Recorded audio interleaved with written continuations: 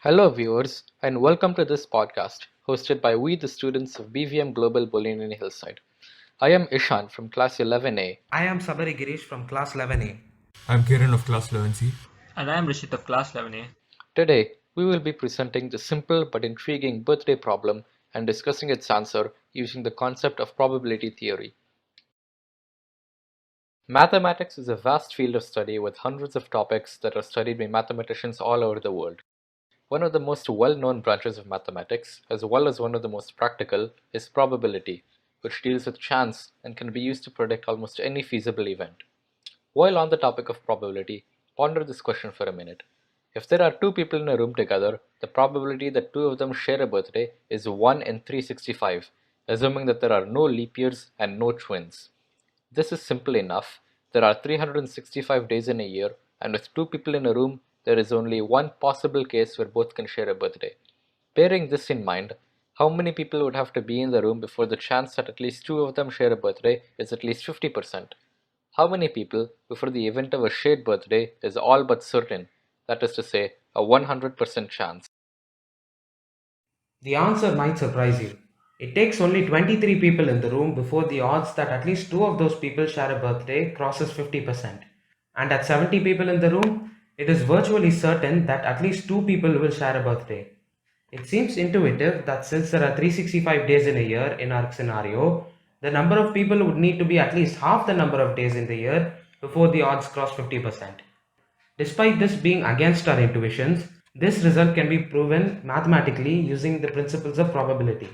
Before we get into all the math, it's important to note that a probability of 1 represents certain events and 0 represents impossible events. Instead of finding the probability directly, we will find out the probability of the exact opposite event, where all the people in the room have completely different birthdays. We can subtract this value from the total chance of any event happening, which is 1, to find out the answer. We do this as the procedure to directly find it is very long and impractical. With this, the probability of any two people in the room sharing a birthday is 1 minus the probability of any two people in the room having different birthdays. It's very easy to find the odds that everyone in a room has a different birthday. Let's start off with two people in a room. The first person has a birthday for sure. For the second person to have a different birthday, there are 364 days available to them. Every day of the year excluding the first person's birthday. The probability of them having a different birthday is then 364 by 365. The odds of them having the same birthday would be 1 minus those odds, that's 1 by 365. If we add another person to the room, for them to have different birthdays, there would be 364 days available to the second person and 363 days available to the third. The odds then become 364 by 365 into 363 by 365. This goes on for each successive person added. You multiply it until 365 minus n by 365 is reached in the equation for n number of people in the room. You can see the general form of the equation here. The odds of everyone in the room having different birthdays decrease exponentially. It decreases quicker with each person added, as we're multiplying it by a smaller and smaller number each time. By contrast, the odds that two people in a room share a birthday then increase exponentially. This is what leads to a seemingly low number of just 23 people in a room before the probability crosses 50%, and 70 when the probability reaches virtually 100%. The birthday problem utilizes some very interesting bits of probability, and it, along with its underlying concept of permutations, can be seen across various different fields. A common brute force attack in cryptography gets its name and utilizes the math behind the birthday problem. A typical hash function can produce 2 to the power 128 outputs.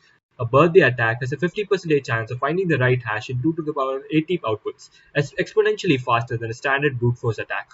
With a fixed number of options narrowed down by criteria specified by a user, the probability of obtaining the password rises to high levels.